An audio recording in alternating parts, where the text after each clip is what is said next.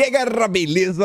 Como é que vocês estão? Meus amigos, como eu sempre digo, a sexta-feira, ela nunca decepciona. E ontem, o Dilma convocou uma reunião de emergência, na verdade foi um grande churrasco, para começar a discutir o que fazer diante das últimas derrotas que o governo vem acumulando, principalmente no âmbito do legislativo. A gente vai abrir o vídeo comentando sobre isso. Quero mostrar para vocês o chororô. Rolou até hashtag em rede social para reclamar do Lira.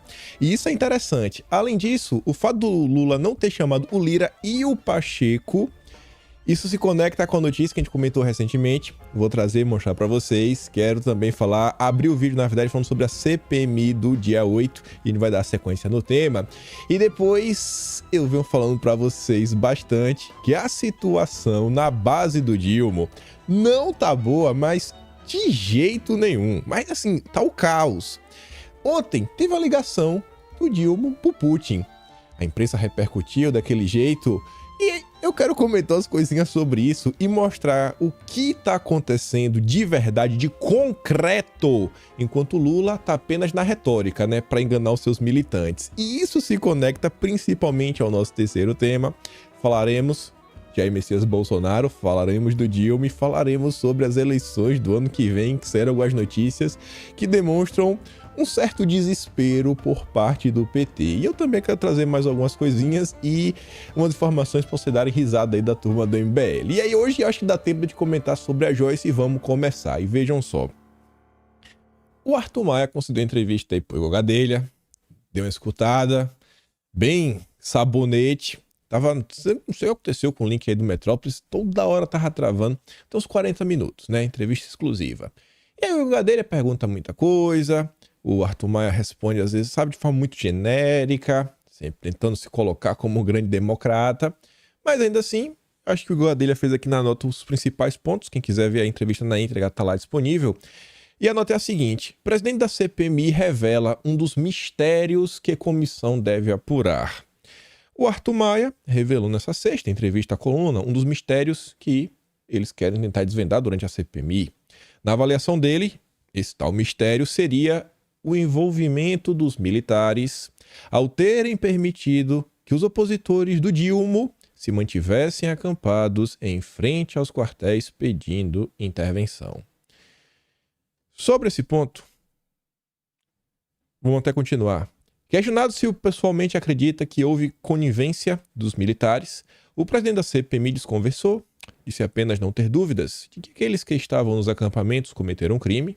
O deputado afirmou ainda que, da parte dele, não haverá qualquer resistência em convocar militares para depor na comissão. E aí, o que é que tem interessante nisso? Saiu uma nota, bem recentemente no Globo, a gente comentou, deve ter uns 4 dias no máximo, acho que uns 3 dias atrás, que falava sobre a CPMI e falava das primeiras diretrizes, né, as primeiras ordens que o desgoverno estava dando para sua base aliada.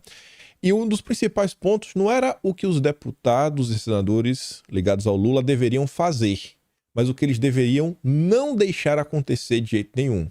O quê? Começar a trazer os militares para dentro da CPMI para evitar qualquer tipo de treta. Vendo isso daí, vendo o Arthur Maia, vendo que está colado no Lira, que é o indicado do Lira, escolhido a dedo, como as coisas estão, aquela história que essa temporada de CPI seria a tempestade perfeita, parece que a turma está disposta a chamar os militares, que é exatamente o que o Lula não quer. O que é que vai dar isso? Não sei, mas é mais uma nota que eu acho que vale a pena colocar nessa pilha de muita coisa que a gente está comentando. Não abraça o Arthur Maia, também não fica jogando pedra nele. Vamos dar uma olhada, vamos ver o que vai rolar. E na nota ainda fala o seguinte: Arthur Maia lembrou que parte da oposição, isso daqui me deixou assim com a pulga atrás da orelha, também deseja investigar a possível conivência de integrantes do atual governo com as invasões em busca de ganhos políticos. Será que a turma só quer mostrar isso porque quer ganhos políticos? Ou porque isso pode ter acontecido? Ou que isso pode ser verdade?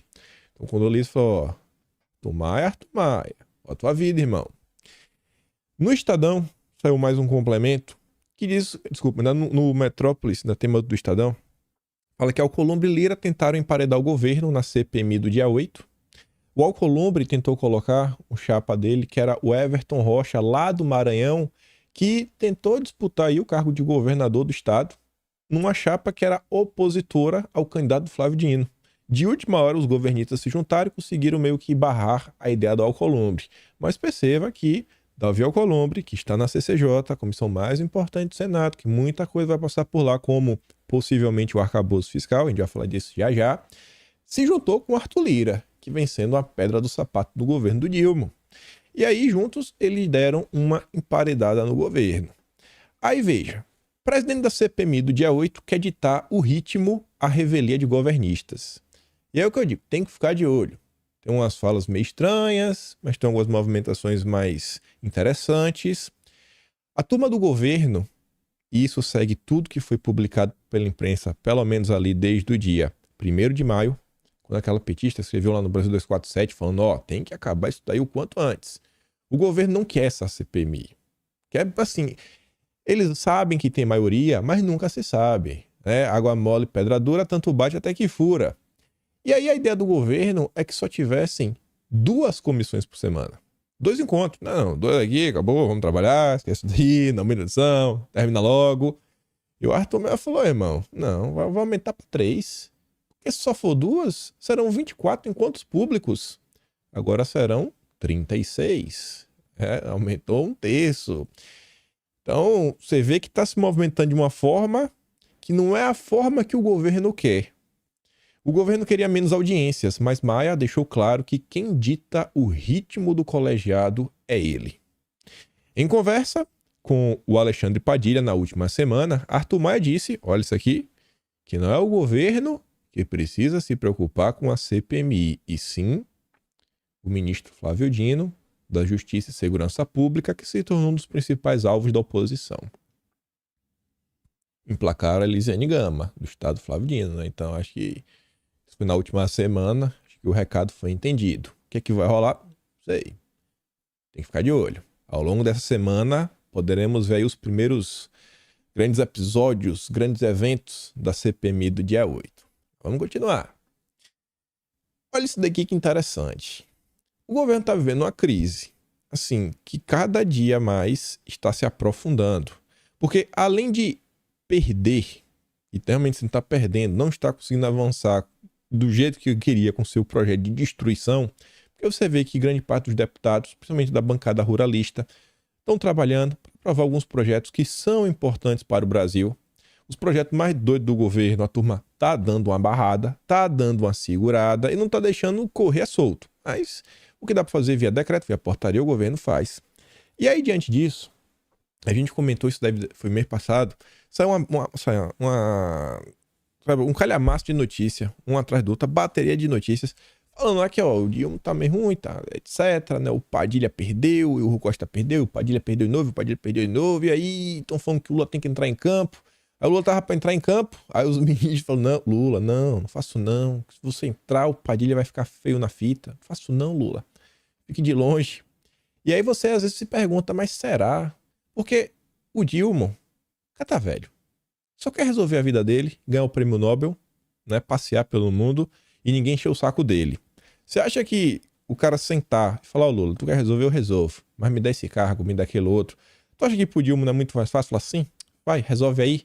Agora a turma do PT, com seu apetite insaciável, tá meio chateada. Tem um ponto aí que foram 2 nomeações para a Justiça Eleitoral que os petistas reclamaram bastante. O Lula ele faz um movimento, né, em direção a um lado, pelo que foi relatado para a imprensa, e os petistas reclamaram, porque os petistas esperavam poder emplacar alguns quadros ligados ao partido. Nem assim, os petistas eles não estão interessados em pacificar com nenhum setor. Onde eles podem botar a mão, eles querem botar. E a Gleisi Hoffmann está lá para garantir isso. Então a turma está tirando o Lula para... É engraçado. É um semipresidencialismo que o Lula não manda.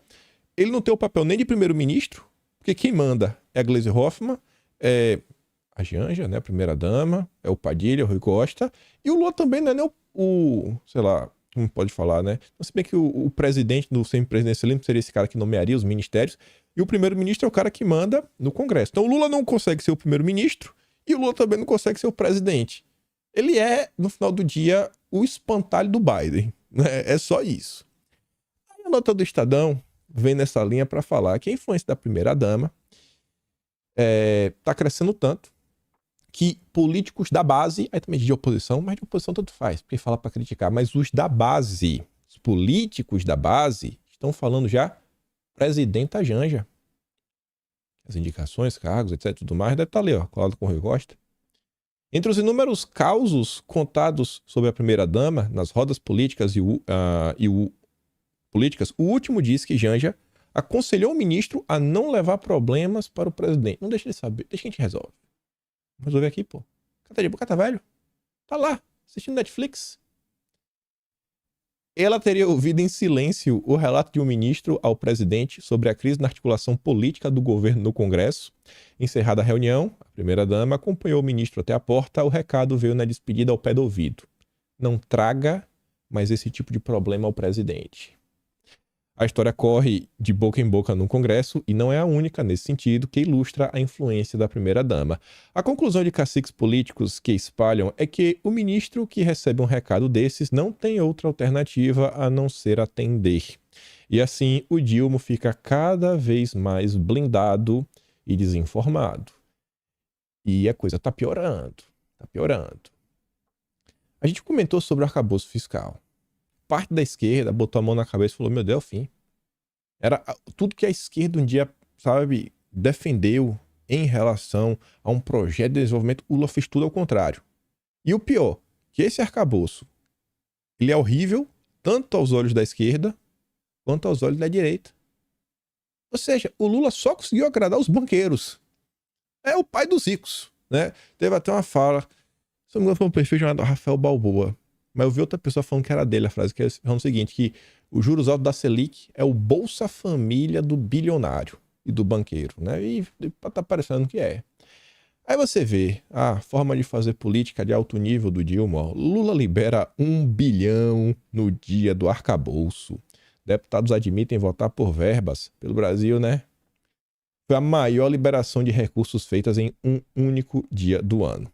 Nas horas que antecederam a votação, o Estadão flagrou deputados reclamando da articulação política do Planalto e pedindo emendas e cargos no cafezinho da Câmara. Olha como tá. O cara manda no Brasil. Maior prêmio da história. Deputados que votaram a favor do arcabouço fiscal receberam em média 3 vezes mais em emendas. Esse é o governo, né? Nossa, que sabe o que tá fazendo, tá com rumo, tem uma agenda. Aí junta com isso. Placebo fiscal. Com aumento de despesas e queda nas receitas, o governo admite que déficit primário, neste ano, será pior que o projetado. Nova regra fiscal já parece insuficiente para estabilizar a dívida pública. Mal começou e já deu errado. Mal começou, já deu errado. E para controlar a dívida, né, você tem que manter os juros lá em cima. Olha que interessante. Quem gosta é o banqueiro, quem gosta é o bilionário.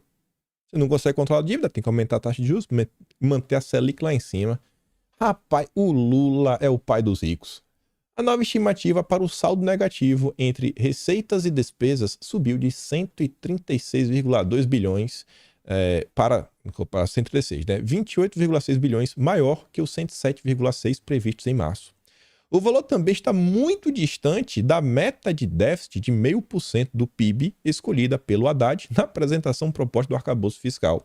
Com a estrutura de receitas atual e a rigidez dessas despesas públicas, a conta não fecha neste ano, nem em 2024. O que dirá no médio a longo prazo. Não fecha agora, não fecha depois, quem dirá no futuro. Com tantas incertezas, é hora de rever seus números e projeções com pragmatismo e transparência. Não dá para esperar muito, né? Uma revisão, transparência, né, por parte do governo. Mas você vê aqui o IFE, né, que é Instituto Fiscal Independente. A arrecadação extra, que o Haddad estava contando aí para fechar as contas, né, que o cara do Tesouro, começa R, o nome começa com R, o sobrenome começa com C, esqueci agora. Falou, não, que agora vai ter aí na decisão da justiça, 50 bilhões vai entrar, nossa, vamos boletar, vai dar tudo certo, vamos aumentar imposto aqui da Shopee, vamos botar imposto da gasolina, vai dar certo. A arrecadação extra deve ser 50% menor que a projetada pelo governo. A arrecadação extra é 50% menor. A arrecadação que já prevista está caindo.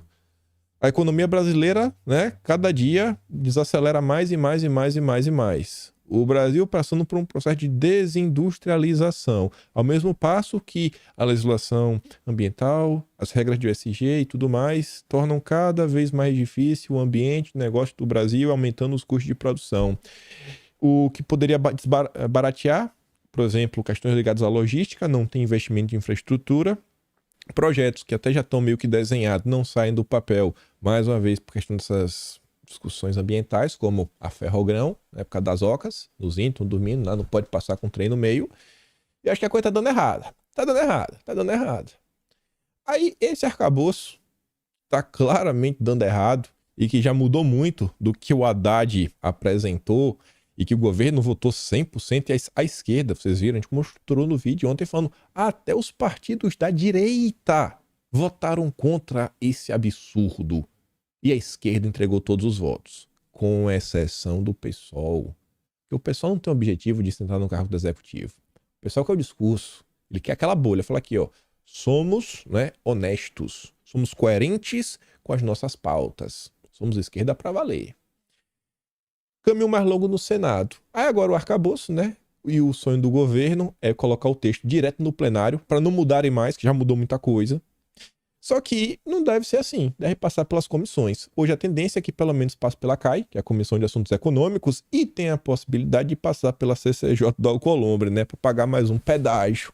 E vocês já viram ali no início que o Alcolumbre está disposto a se aproximar do governo, né? Para poder pedir mais, né? Deixa eu te ajudar e tu me ajuda. Embora haja uma previsão de que o texto vá à sanção presidencial em junho, antes do recesso, senadores da base da oposição sinalizam que querem mudar o projeto que veio da Câmara. Então tem toda essa turma que quer mudar mais umas besteirinhas, tem a própria oposição. Então, eu acho que o governo já liberou 1 bilhão, viu? Acho que vai ter que liberar outro. Acho que vai ter que liberar. Vamos trabalhar, viu, Dilma? Porque a vida não tá fácil. Adiante desse cenário, junto a tudo que a gente comentou nos últimos 2, 3 dias, que foi muita coisa, olha o que a Mônica Bergamo disse. Os brasileiros estão descobrindo o que aconteceria no país sob o parlamentarismo, em que o Congresso teria ainda mais poderes. Uau, rapaz! Quando era o Rodrigo Maia, todo mundo batia palma. Quando era o Maia, todo mundo batia palma. O Bolsonaro, a gente viu a população ir às ruas, defendê-lo, né? A população disposta a cortar na pele por um projeto de nação, por um projeto de país, o que o governo Lula não sabe o que é. E aí? Lembrem que a turma que tá aí, né, incomodando a esquerda, ele já vem discutindo semipresidencialismo há um bom tempo. Colocar o semipresidencialismo para andar diante do caos, olha como é o cenário perfeito. Olha o cenário perfeito. Para que derrubar o Dilma para colocar o Alckmin? Até porque o Alckmin, né, sentando lá, vai ser pior. Deixa o Dilma destruir mais um pouquinho. Aí lá pra frente a gente aparece, né, com um projeto aí pra gente colocar na mesa sem presidencialismo. Deixa Dilma. Ele não quer passear? Ele não quer ser aquela figura, né, de Estado, fazer um discurso, nomear um ministro? Não, fica aí, pô. Deixa que a gente governa. Beleza? Aí, essa notícia tava no vídeo ontem. Eu não vou ler, só quero mostrar a manchete. Quando eu mostrei essa notícia, falava, ó, Lira e Pacheco dão sinais de reconciliação e mandam recado ao Planalto. Eu falei, pessoal, isso daqui é bem interessante. Tá sendo gostoso de ver o Lira e o Pacheco se reaproximarem, né? Porque o Pacheco tá vendo que não adianta muito colar com o Dilma e falando, ó, essas pautas malucas não vai passar. Esquece.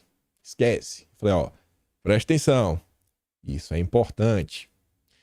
Na semana que isso acontece, na semana que o governo teve as mais variadas derrotas, e até quando o governo vence, entre aspas, arcabouço fiscal, ele perde, porque ele perde apoio de sua própria militância.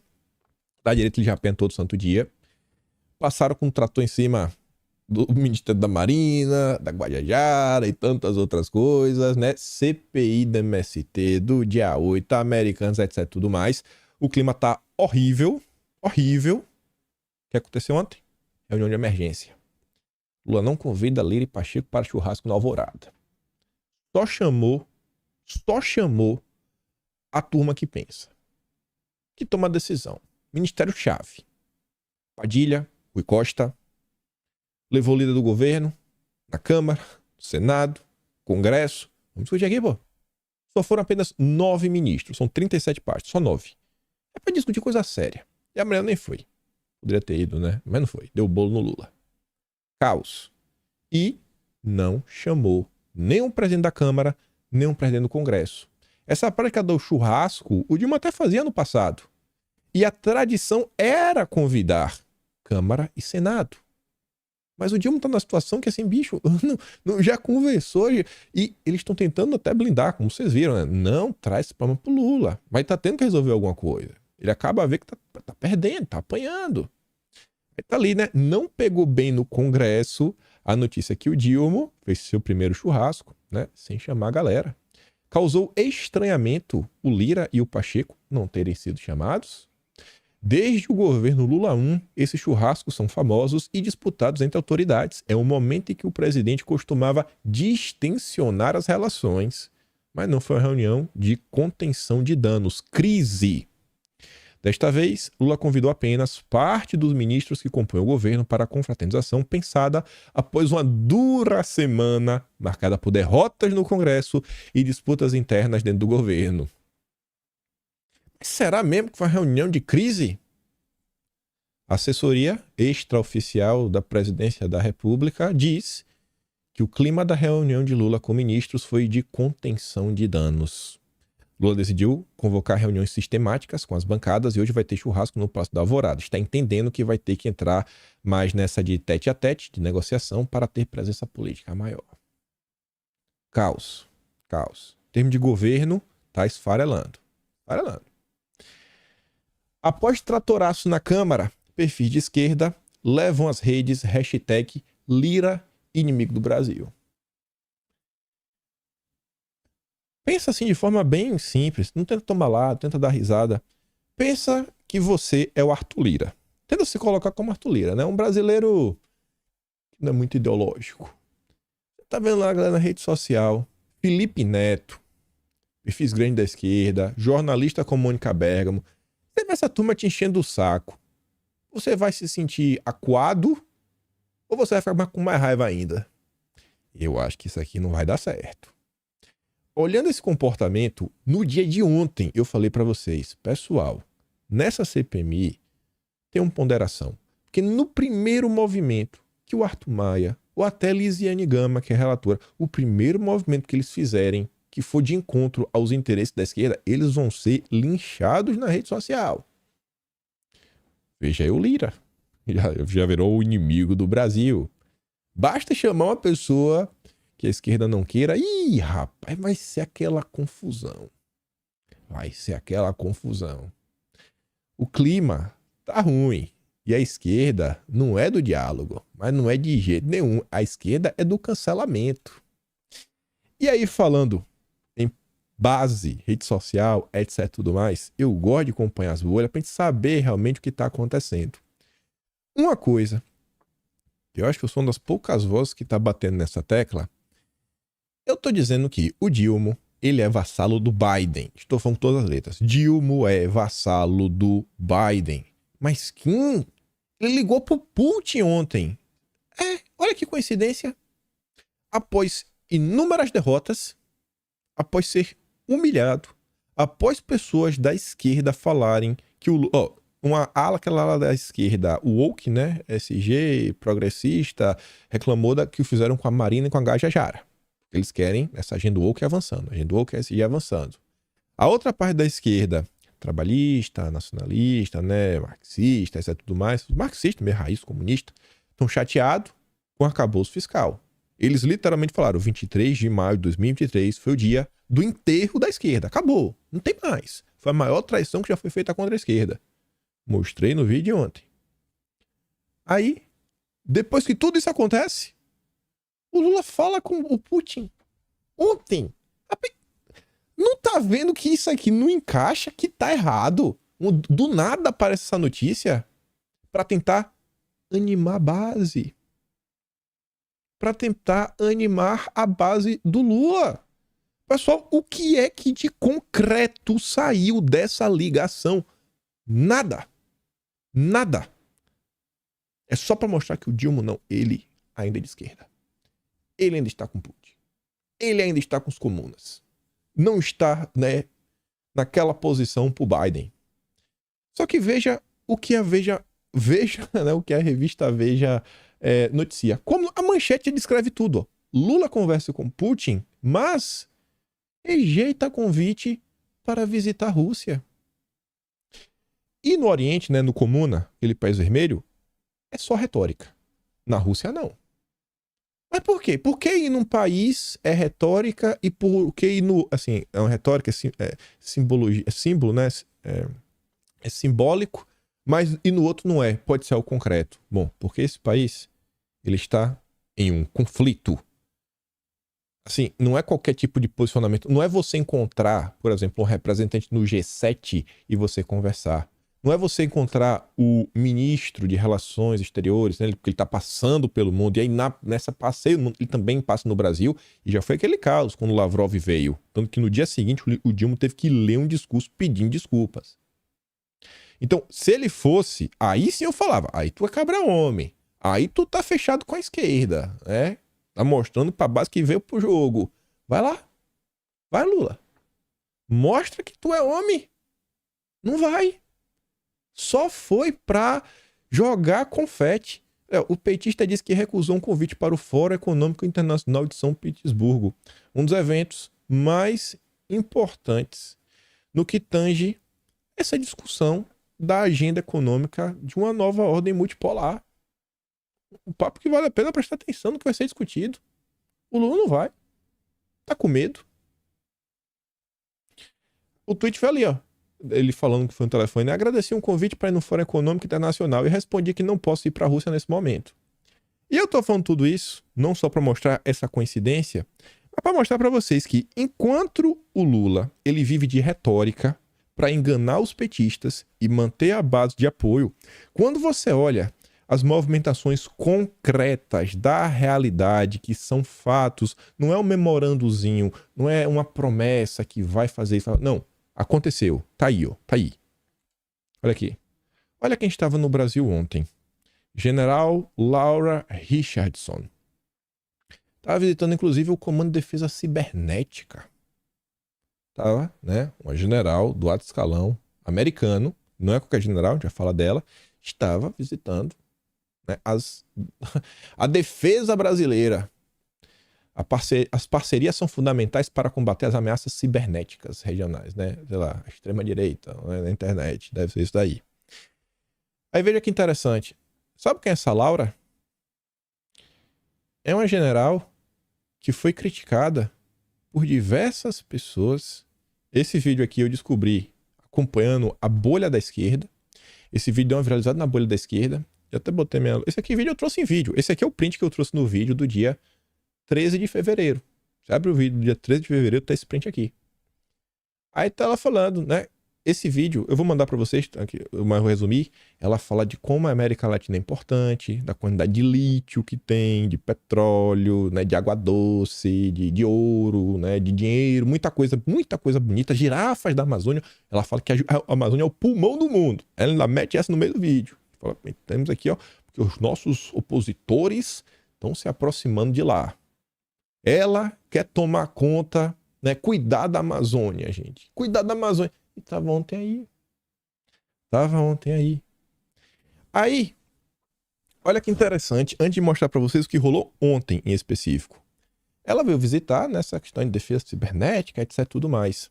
Comentamos em abril, e isso só saiu na imprensa internacional. Eu soube porque eu li aquela matéria desse Coríbico, que está sempre cobrindo aí essa política nacional do Dilma, falando ó, que a rede de influência planejada de Lula com os democratas dos Estados Unidos servirá aos interesses liberais globalistas. Aí ele falava, né, que era nesse cenário que o editor associado do Político para Assuntos Globais, Alexander Burns, lançou seu relatório, né, exclusivo na quinta-feira, o plano de Lula, uma batalha global contra o trumpismo, cita várias coisas, etc., né, para informar sua audiência sobre os planos do líder brasileiro de lançar uma rede de influência global em parceria conjunta com aquele partido. E aqui era a matéria que saiu no Político, contando como tinha sido a viagem do Dilma em fevereiro. O Alexander Burns, né, esse autor, esse jornalista, ele entrou em contato com parlamentares do Partido Democrata que falaram que o Lula falou, deixou de falar, etc, tudo mais. E se falou numa construção de algum tipo de estratégia para as redes sociais, né, para o mundo cibernético, né, defesa cibernética, e estava ali a Laura. Mas eu comentei tudo isso porque aqui é um exemplo. Diversas pessoas, mas diversas pessoas no âmbito da esquerda e no âmbito da bolha nacionalista do Twitter estão batendo nessa tecla. Olha ali a foto da Laura. Olha ali a foto da Laura. No mês de março, se eu não me engano, acho que foi março. Se não foi março, foi fevereiro. Esse mesmo Coríbico, que foi ali, que é esse analista, ele fez um texto falando que o Brasil hoje vive mais uma guerra híbrida, né? Que seria mais o alvo da desinformação são os próprios petistas. Ele diz que os influenciadores, né, os partidos amigos, aliados do Dilma, estão trabalhando para enganar os petistas, para fazer que eles acreditem que o Dilma é um cara porreta e não deixar que a base fique rachada. E a turma tá vendo o que tá acontecendo. A turma tá vendo o Pessoal 7 mandando o governo. Mostramos semana passada o comentário do Elias Jabor, o nome de, talvez hoje um dos maiores nomes, talvez se não o maior nome da esquerda no que tange o debate sobre economia. Maior nome, disparado. Disparado. Falando do Pessoal 7 de interesse, até quando? Será o Soros que vai mandar? Aí, outro que faz parte dessa bolha, que tem que manter a imagem do Lula, um grande herói, é esse aqui, ó. Picanheiro descarado, Rogério Anitablian. Quando eu participei daqueles Spaces que a turma do PDT me convidou para bater um papo, a gente não falou de Bolsonaro, não defendeu nada. Eu falei dos problemas da agenda SG, falamos do problema da turma do Soros, etc, tudo mais. No dia seguinte, vixe, veio me cancelar, me acusou de muitas coisas, falou que o PDT ia acabar porque estavam dialogando comigo.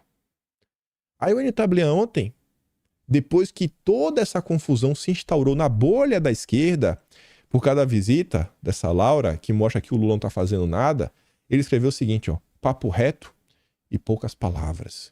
Temos um governo de frente ampla, mas com essência nacional desenvolvimentista, e irei defendê-lo. Aí aparece ali um perfil, ó. Olha a vassalagem comendo solta. Perfil de esquerda. Aí o Anitablian responde, não é assim? Isso sempre existiu? Não é para ser brigando com todo mundo, a soberania se constrói com inteligência. Que inteligência? Da chave da Amazônia? Compreendo, Rogério, mas são apenas 4 anos. Se não tomar decisões e ações concretas, nunca acabará a vassalagem. E decisão concreta não tem, é só retórica. Aí o cara vem, ó, olha a passada de pano, confia no Lula. Lula sabe o que aconteceu e acontece, ele fará o possível no mundo real. O que a gente comentou no início do vídeo? O Lula, gente, não tá sabendo o que tá acontecendo no Congresso, que é atravessar a rua. O Lula não sabe o que acontece do outro lado da rua. O Lula tá sabendo o que acontece no mundo. Que palhaçada! Que patético! Pra tentar manter um apoio que o Lula não tem mais nem dentro da esquerda. Está rachando. Aí depois ele até botou, ó, pessoal, o seguinte, ó, esse papo aí que o Lula seria comandado o governo seria comandado pelo Biden, foi narrativa desesperada de maus perdedores para colocar fogo no parquinho. O país tem problemas, mas é grande. Não subestime, confie no Lula, confie no Lula. Só perfil de esquerda, ó. Nacional desenvolvimentista? Qual a base para essa afirmação? Qual projeto de Brasil grande e forte está em curso? Não tem projeto de nação. Perfil... Vai lá, se não é perfil de esquerda. Vai lá, dá uma olhada. Esse aqui até peguei a biografia, ó. Fora Bozo. Fora Bozo. Canal completamente descredibilizado com essa politicagem barata. Impossível voltar a confiar na isenção de informação de uma pessoa que coloca um ladrão no pedestal. Única coisa desenvolvimentista é a conta dele em paraíso fiscal crescendo com grana das pessoas mais poderosas do planeta. Isso são as discussões na esquerda. Não estou vendo frente ampla. Rogério tá assistindo muito a Brasil 247. Ele até diz, ó, é o mesmo que bolsonarista só assistir a TV Jovem Pan. A neutralidade de pensamento e opinião fica pendendo para um dos lados. Não tem, bicho. Assim, irmão, para de mentir, bicho. Para de mentir. Aí quando tu diz política internacional concreta e os louros que o Lula tá colhendo, é isso daqui, ó. Aluguel de veículos de 500 mil reais para a viagem de Lula a Madrid. O ano não ficou nem 3 dias, que foi um dia só em Madrid. 500 mil reais. Será que tá dando um rolê de Ferrari? Não sei. O governo gastou 850 mil reais em hospedagem para Lula passar um dia em Madrid. Um dia. 850 mil. Devia ser aquele quarto que debaixo da cama tinha um pinico de ouro. Sabe? Porque o Lula não precisava ir até o banheiro, pegar o pinico, dar um mijão na noite. Sabe como é, né? Os caras ficam assim mais velhos, ficam com incontinência. Rapaz, não é possível. Não é possível. Não é possível. Vocês acham que essa notícia, a galera não fica meio assim? Gente, não tem como passar pano. Não tem. A direita nunca passou pano pra isso, porque isso nunca existiu. Isso nunca existiu. O que é que a gente via? Quando o Bolsonaro viajava, era fruto positivo que pegava os recordes de Bolsonaro mostrando como era o quarto, os armengue, como estava economizando o dinheiro do público, o dinheiro já para comer na rua, comer um pedaço de bem aqui, ó. Estamos economizando. Não estamos esbanjando. É só... Meu Deus do céu. É só piar. Assim, é atrapalhada atrás de atrapalhada. Leite e remédio ficam mais caros, mas prévia da inflação desacelera em maio. É mesmo. Tu acha que o pobre não tá sentindo? Olha essa. Fila do osso continua alimentando pessoas carentes em Cuiabá. Aquela foto não é viralizada, né? Culparam um Bolsonaro, mas a fila do osso, a fila do osso, a fila do osso. É, a fila do osso tá com Dilma aí, né? E aí, Dilma, vai resolver ou não a fila do osso? ANEEL aprova aumento médio de 13,27% nas tarifas da CEMIG. Tu acha que a população não vai culpar o Dilma? Beleza, culpa lá o Zema, mas acho que vai culpar o Dilma também. Receita propõe antecipar cobrança em marketplaces. Tá faltando dinheiro, né? Aí tá aí, ó. Pelas mudanças debatidas, o consumidor terá que pagar os impostos relacionados à importação de mercadorias no ato da compra na plataforma. Não se trata de criação de uma nova taxa, mas de antecipação no momento da cobrança. Tá doido. E aí o governo esperava ganhar muito dinheiro, muitos bilhões, né? Taxando as comprinhas da blusinha da Shopee. Essa Maeli Prado, ela escreveu na conta da Miriam Leitão. E isso é engraçado porque quando o Dilma anunciou, quando o Haddad, na verdade, anunciou, acho que eram 8 bilhões que ele esperava arrecadar com isso, a Miriam Leitão falou assim, mas é uma medida importante, mas é meio difícil bater o martelo se vai dar 8 bilhões, porque a partir do momento que você coloca essa taxa, talvez as pessoas comprem menos. A Miriam Leitão falou isso, tá no Atlas de março já. Já tá no Atlas de março já, essa notícia. Aí, pessoal, ali, ó. Compra de produtos importados pela internet despenca em abril com chance de taxação. Despenca. Ou quem poderia imaginar que as pessoas deixaram de comprar? Ou aquela arrecadação extra que o Haddad esperava não vai ser o quanto ele imaginou, né? Pô, Haddad. Sacanagem, bicho. Sacanagem, Haddad. Estão te sabotando. A população, em sã consciência, não tá querendo dar dinheiro pro governo, vem imposto. Aí vem o Vila falando, ó, pô, o brasileiro quer voltar a ter poder de compra, viu, Haddad? Tá ruim. Tá ruim, viu? O grande desafio do governo é fazer o país voltar a crescer. Não vai. Isso não vai. O Brasil pode não quebrar, mas crescer não vai não. Me perdoe. Isso vai ser uma coisa triste, mas espero que as pessoas aprendam, porque teremos eleições no ano que vem. E eu falei que isso conecta com o tema do vídeo de hoje. A Bela Megali soltou uma nota falando sobre o cenário sombrio do PT para as eleições do ano que vem. Se tá sombrio pro PT, tá bom demais. As eleições de 24 têm sido apontadas por petistas do primeiro escalão como uma das maiores preocupações do partido hoje. O principal alerta é sobre a falta de candidaturas competitivas. Quem? De coração. Tu acha que se amanhã aparecer um cara falando, não, esse é o meu peixe, tu acha que a galera vai votar porque é o peixe do Lula? Ou será que ela falou, não vou votar exatamente porque é o peixe do Lula? Não. Do Lula, tô fora. Um governo rumo a buraco, tudo caro, e o salário não acompanha? Eu acho que não, viu? Em São Paulo, cidade onde o PT nasceu, vão para o Boulos. Porque não tem nomes. Cidades assim de maior, sei lá, destaque, só Araraquara, Diadema, Mauá e Matão. Só as 4 que o PT tem lá, né? Prefeito eleito. Em capitais consideradas chave como Rio de Janeiro e Belo Horizonte e também Recife, a tendência é que o PT não tenha candidato. Não tenha. E em 2020 foi a primeira vez desde a redemocratização que o PT não foi vitorioso em nenhuma capital. 0. A avaliação, essa parte vocês vão gostar, é que as eleições de 2024 darão o tom do que virá em 26. E que se o bolsonarismo ampliar as prefeituras, a possibilidade de reeleição de Lula ou a capacidade de fazer um sucessor serão fortemente esvaziadas. Perceba? Sim, é simples. Por que a imprensa não falou o seguinte, não, se o Centrão for bem, por que se o bolsonarismo for bem? Cadê a terceira via? Cadê, pô? Vocês não falaram tanto aí do campo democrático? Que Bolsonaro acabou? Bolsonaro virou pó? Por que não estão preocupados com Bolsonaro? Né? Com bolsonarismo? Se ele não for candidato, ele vai ser cabo eleitoral. E aí? E aí, Dilma? Por que tá tão preocupado com o bolsonarismo? Não tinha acabado? Valdemar trabalha para ampliar o número de prefeituras de 300 para 1.324, tendo Bolsonaro como principal cabo eleitoral. É dado como certo que Dilma terá que fazer campanha para os principais candidatos do partido. E aí veja, hoje é dia 27 de maio de 2023. Estamos a 4 dias de junho? 34 dias. Em 34 dias acaba o semestre. Acabou.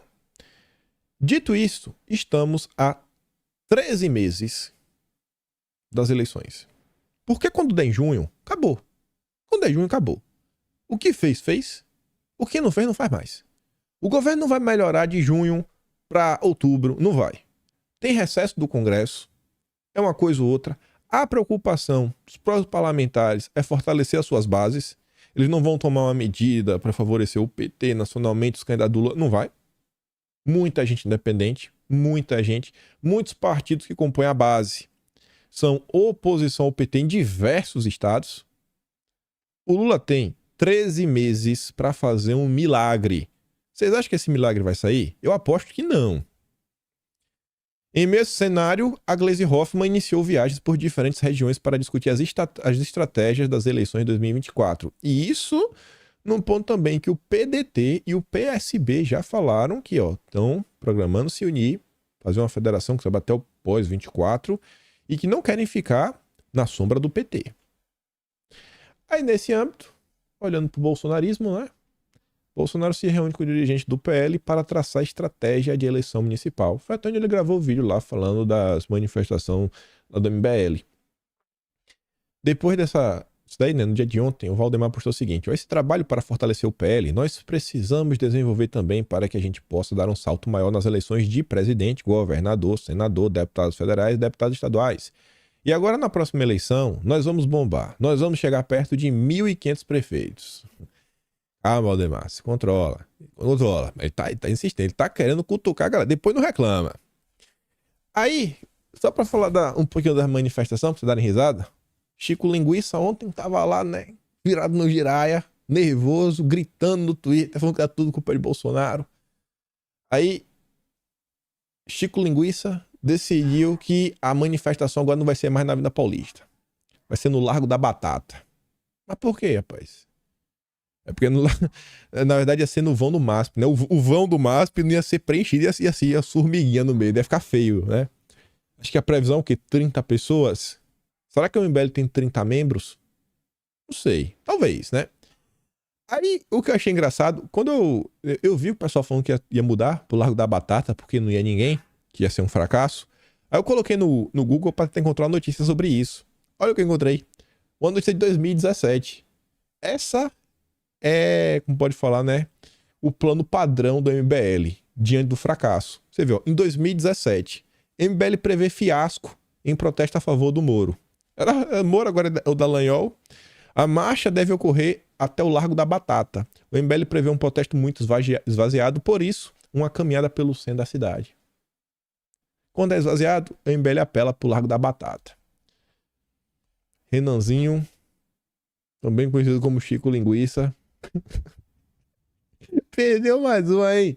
Rapaz, eu fico imaginando o que Renan Santos prometeu pro Alckmin.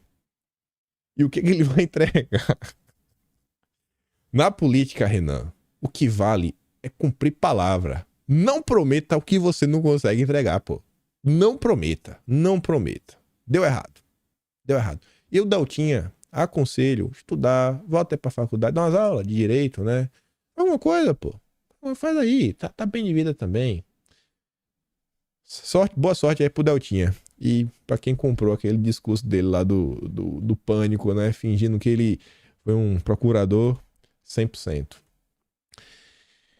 Diante de tudo que a gente comentou no vídeo, não só hoje, nos últimos dias, mostrando todo o caos que o governo vem vivendo, mostrando... Olha como a gente tem alguns pontos que são bem interessantes e que tá dando para tirar algumas vitórias, seja no Congresso.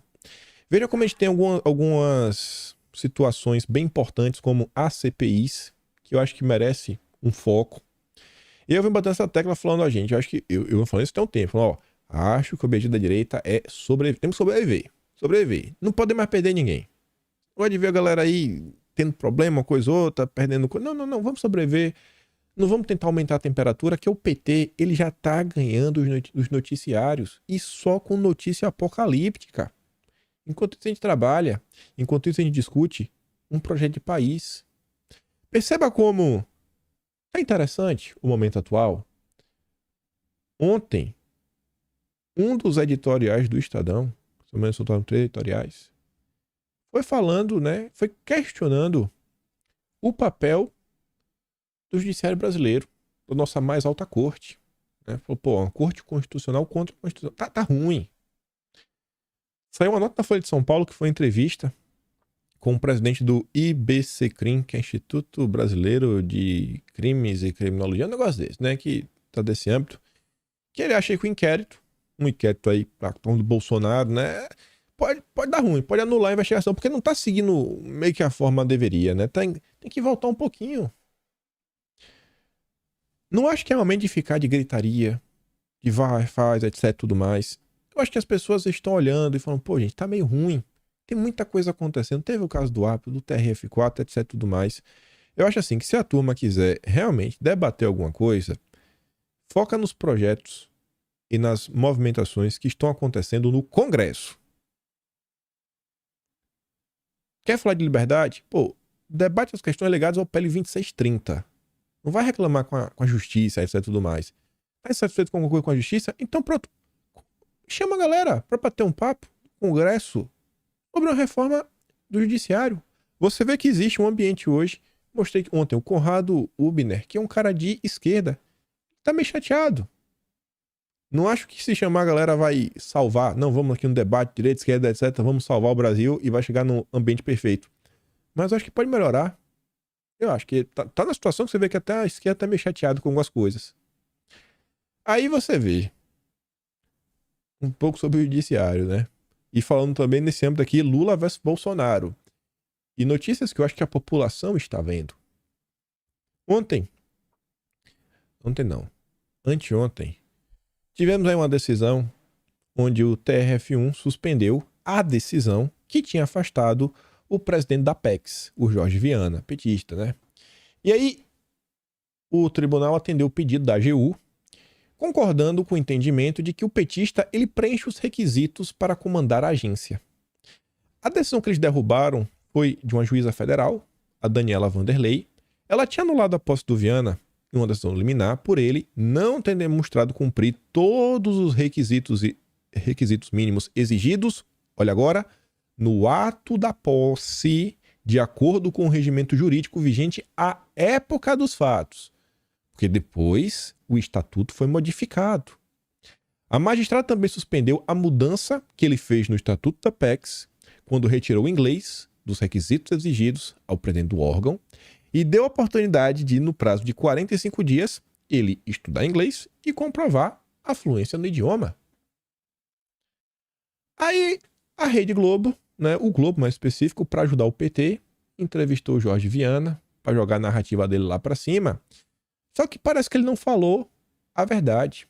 E quem desmentiu foi o Tássio Lohan, que é quem está fazendo a cobertura de todo esse caso da Apex, que fez a denúncia. A exigência para a presidente da Apex falar inglês é prevista desde a criação da agência. Fala assim que Jorge Viana mentiu ao dizer que a exigência de fluência em inglês para assumir cargos de direção na direção executiva do órgão passou a ser prevista no governo de Bolsonaro. Questionado pelo jornal O Globo se ele se sente qualificado a comandar a Apex, mesmo sem fluência em inglês, o Viana respondeu: esse grau de exigência foi feito na última mudança de estatuto, ainda sob o comando de Ernesto Araújo, ex-chanceler de Bolsonaro. É tudo culpa de Bolsonaro. Não quero usar de falsa modéstia, mas o Lula me nomeou com base numa lei de 2003, quando ele criou a Apex, e ele me nomeou pela minha experiência de gestor, de liderança. Vou falar acelera, né? E fingir que era o Dória. No entanto, desde 2003, ano de criação da Apex, o estatuto prevê a obrigatoriedade de fluência no idioma inglês para assumir a presidência. De lá para cá, o documento foi alterado 8 vezes. A exigência do inglês foi mantida em todas as versões. Em 2019, passou a ser necessário comprovar a fluência, mas a exigência sempre aconteceu. Essa regra só mudou em março deste ano, quando Viana já estava na Apex há 3 meses, como mostra documentos oficiais obtidos pelo Estadão. E tá ali, ó. Primeira versão do Estatuto da Apex, em 2003.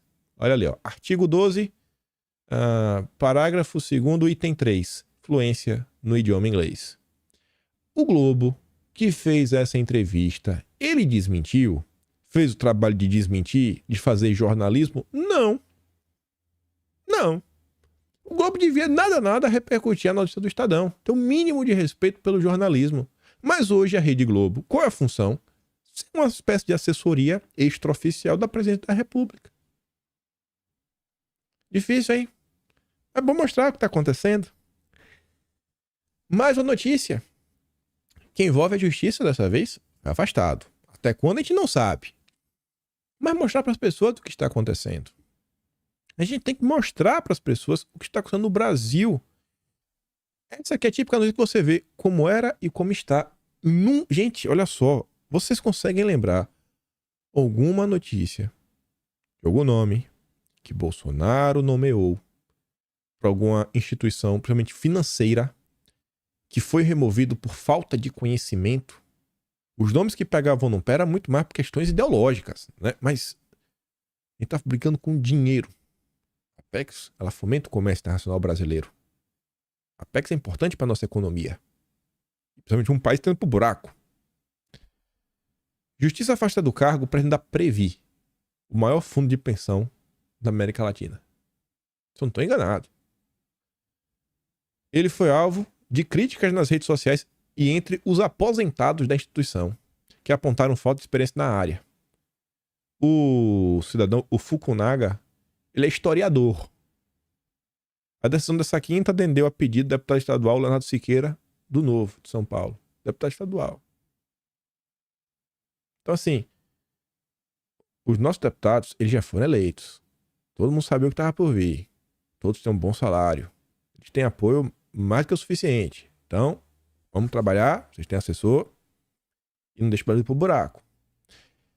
Aí, voltando para essa discussão da justiça. Você vê. Estado de São Paulo. Tá acertando um monte de coisa. O Tarcísio teve o erro de ser um democrata e oferecer opções para a população. Só que a democracia do Tarcísio não estava muito bem feita. É o que aponta a menina do PSOL, né? Justiça proíbe Tarcísio de mudar o nome do metrô de Paulo Freire para Fernão Dias. A decisão pela suspensão atende um recurso apresentado pela deputada estadual Ediane Maria, do PSOL. A parlamentar, no entanto, deu seguimento à contestação, sustentando que o ato do metrô é ilegal por homenagear uma figura histórica ligada à exploração escravocrata negra indígena. É um bandeirante responsável aí por desbravar o estado de São Paulo. Na época em que o nome da estação essa mudança aconteceu, o metrô afirmou que a medida se deu após uma pesquisa de opinião ser feita com moradores da região próximas da futura estação. O erro do Tarcísio foi perguntar para a vizinhança qual nome vocês querem. E o erro do Tarcísio foi escolher, né, o que 57% das pessoas queriam, que era Fernão Dias, ante 29% de Paulo Freire e 14% Parque Mundo Novo. Mas, dizer assim, o nome Paulo Freire era apenas provisório para a criação de referências no projeto, até a confirmação pelas pesquisas, disse o metrô em nota. Para a desembargadora, porém, a pesquisa foi realizada com um número insuficiente de entrevistados e não indicou o critério de seleção das pessoas que seriam ouvidas, o que teria resultado em uma medida tomada sem transparência. Por outro lado, PGR, imunidade parlamentar protege Nicolas no que consideraram um discurso descabido lá quando ele estava com a peruca, etc. Tudo mais. Eu acho que notícias como essa estão com a data marcada. Assim que o Aras sair, eu acho que o entendimento da PGR vai mudar assim, 180 graus. Da água para o vinho, do leste para o oeste. É o que eu acho. Então, os deputados aí que gostam da mitadinha, da lacradinha, tomem cuidado. Tomem cuidado. Porque mesmo com a PGR se colocando contra, vocês sabem como é que a justiça funciona nesse país, né? E aí, putz, tá aqui com 56 minutos. Vou comentar da Joyce, meio que rapidamente, né? O que vai acontecer? Porque isso aqui tem que estar registrado, não tem como eu não comentar. Eu gosto muito da Joyce Hasselman. Uma coisa que eu fico triste é não terem ido mais a fundo naquela questão do gabinete da Joyce, né? O gabinete da Peppa, em 2020, revelado pela CNN em primeira mão, que também foi no mesmo esquema, né? Que ex-assessores divulgaram algumas mensagens, áudios, etc, e tudo mais da Joyce. Mas enfim, a Joyce está sendo acusada de usar o salário de uma ex-assessora para pagar os gastos pessoais que iam de combustível do carro até faculdade e ração dos gados da filha. Meu Deus, Joyce. Juliana Cristine Pereira Beges foi assessora da Joyce durante 1 ano e 8 meses, nesse período. Diz que ficou somente com 2 salários. Os demais, segundo ela, foram entregues para a chefe, incluindo o auxílio creche. Isso equivale a repasse mensais de R$ 13.500. A ex-assessora também acusa a Joyce de assédio moral, por ter sido chamada de burra, tonta, incompetente. Ela encaminhou a denúncia para o Ministério Público Federal de São Paulo e enviou para o UOL notas fiscais, faturas de cartão de crédito, extrato de Pix, que foram usados para sustentar a versão dela. Joyce negou as acusações em áudios e vídeos enviados à reportagem. Diz que Juliana e o marido são achacadores que forjaram provas para tentar tirar dinheiro dela depois da derrota das eleições de 22. A ex-deputada admite, no entanto, que entregava dinheiro ao marido de Juliana para pagar suas contas, por estar com o passado bloqueado por causa de um processo judicial envolvendo a revista Veja. Juliana sustenta as acusações e diz que o mecanismo para a devolução do salário era pagar despesas particulares da ex-parlamentar. Segundo a ex-funcionária, Joyce pedia foto da nota fiscal para solicitar o reembolso pela Câmara dos Deputados. A assessoria de comunicação do Ministério Público Federal confirma que recebeu os documentos da Juliana. E aí tá ali, né? Bando de letra F, letra D, letra P. Depois do teu dinheiro? Em uma mensagem de WhatsApp enviada ao marido de Juliana, a ex-assessora é chamada de, um nome muito feio, porque não depositara o dinheiro aguardado por Joyce. Joyce, não faça isso, Joyce. Aí fala assim, que era rachadinha com o reembolso da Câmara, rachadinha 2.0. A nota fiscal no sistema de cota parlamentar mostra que a Joyce foi reembolsada por um abastecimento na cidade de São Paulo em 30 de agosto de 2021. O valor da conta foi de R$ 379,53. Juliana afirma que foi o seu salário que bancou esse gasto. E ela usa sua fatura de cartão de crédito para embasar a acusação e chama atenção para 4 pontos. Primeiro, tem uma despesa no cartão dela no valor igual do abastecimento da Joyce, que está no site da Câmara, que o gasto ocorreu no mesmo posto que aparece na nota. A data que consta na fatura é a mesma do abastecimento e a bandeira do cartão utilizado no pagamento é Visa, que é a operadora usada pela Juliana. Então fica meio complicado, né? Você vê aqui, ó, site oficial da Câmara, Joyce, combustíveis, agosto, 30 de agosto de 2021, 37953, né? O posto só rende serviços, 37953, mesmo valor. E a data, cadê? 30 de agosto de 21. Então, Joyce, não faça isso, Joyce. A ex-assessora diz que não se trata de caso isolado. Ela apresentou outras notas fiscais do dia 11 e 27 de dezembro de 21. As despesas também constam no sistema de reembolso da Câmara e na fatura do cartão de crédito de Juliana. Mais uma vez, valores, datas e locais dos gastos coincidem. A assessora paga e o reembolso volta para Joyce. Não faça isso, Joyce. Juliana entregou ao UOL comprovante de depósito referente ao pagamento da faculdade da filha da ex-chefe. Ela conta que Joyce e o marido fizeram um acordo para dividir o valor da mensalidade da garota. Caberia a Juliana bancar parte das deputadas. 5.315 por mês. Rapaz, deve ser médica. Deve ser médica, né? Médica, o dentista, né? Rapaz, 5 mil, metade, viu? Só metade. Meu Deus, viu? Tá pior que sustentar burra pão de ló. O Brasil tá difícil, viu? Entre os 16 comprovantes de transferência entregues pelas assessoras, um chama atenção. 31 mil reais. Porque, de acordo com Juliana, Joyce não conseguiu a reeleição em novembro e ofereceu um acordo. A funcionária pagaria 6 meses de faculdade da filha da Joyce e poderia ficar com o salário dos últimos 3 meses. Pô, Juliana conta que usou 31 mil, né, de sua reserva financeira, sua poupança, porque os salários restantes, né, ia dar 40 mil reais. Ela ia ganhar 9. Não, vou dar 31. É o rei do Pix. Você dá 31, recebe 40. Ó, jogo. Deu jogo. Game. Ocorre tão logo. O dinheiro que eu na conta. Joyce assinou sua demissão. Mas Joyce, não faça isso, Joyce. É mentira, eu não acredito. A Joyce jamais faria isso. Mas, rapaz, o dinheiro da poupança e foi demitido no dia seguinte. Não recebeu os 40. Não foi a Joyce, foi o rei do Pix. O rei do Pix atacou de novo. Ah, vai. Aí tá ali, né? O canhoto aí, né? Da Bradesco. 31 mil. Não faça isso, mulher. Ela queria me usar de laranja.